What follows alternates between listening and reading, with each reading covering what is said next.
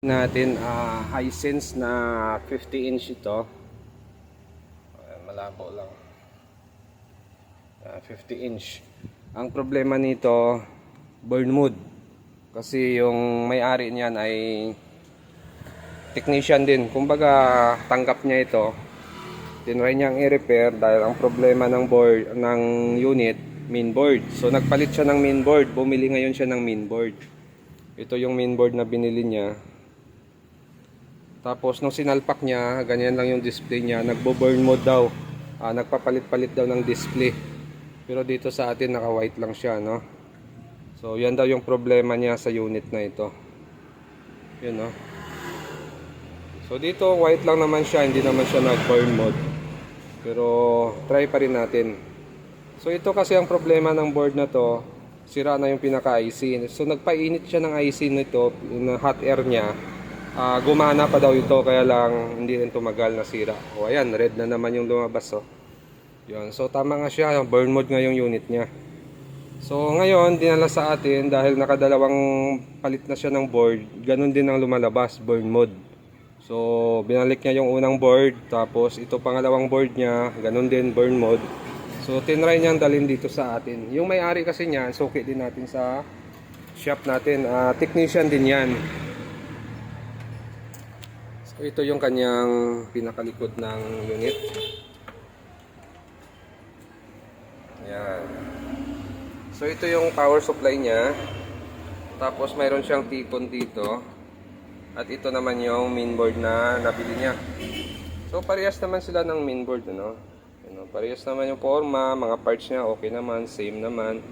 Kaya lang siguro iba yung sukat nung nabili niya. Baka hindi ito pang 50. Ito kasi pang 50, baka hindi pang 50 ito, baka 40 plus or nasa 50 pataas, mga 55. So pwedeng hindi magmatch yung program ng mainboard sa program ng ating T-Con. So gagawin lang natin dyan yung ganitong issue kasi minsan sa program. Kaya kahit wala tayo pang program, pwede naman natin i-disable yung laman ng program na mula sa mainboard, hindi na natin papasukin yung galing na program sa mainboard dito papunta sa ating T-Con. Kumbaga ibablock na natin yung signal ng program niya para hindi na makapasok dito sa T-Con para i-trigger niya yung burn mode. So gagawin natin dyan dito sa kanyang LVDS socket, yan. Hahanapin lang natin dito yung signal ng program niya, SDE saka SCL. Yan. So ito yung BCC ng ating LVDS. So madalas yan sa kabila nakatutok yung program natin, yung SDE SCL niya. Kung hindi nyo kabisado dito, dito na lang kayo sa pinaka T-Con. Dito kasi sa T-Con makikita mo yung data dito. May mga nakasulat na data minsan dyan kung saan yung hinahanap natin na signal. So tayo medyo gamay na natin, kaya dito tayo magpa-block tayo dito. Ilagyan natin ng tape method dito.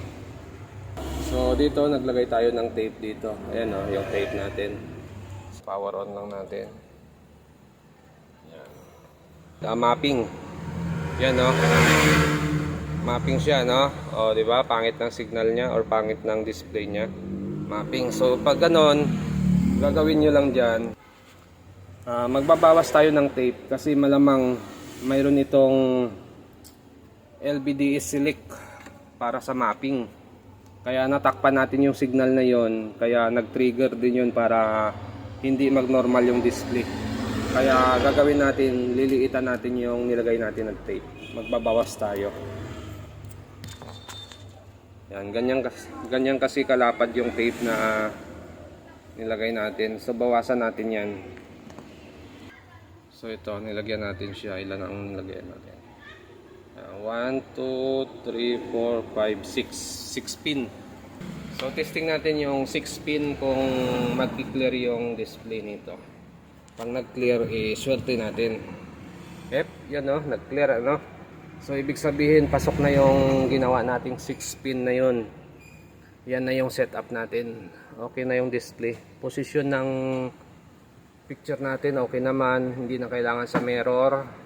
Display ng picture natin okay na, wala na yung mapping, okay na siya. So okay na yung unit natin, yun lang yung ginawa natin dito.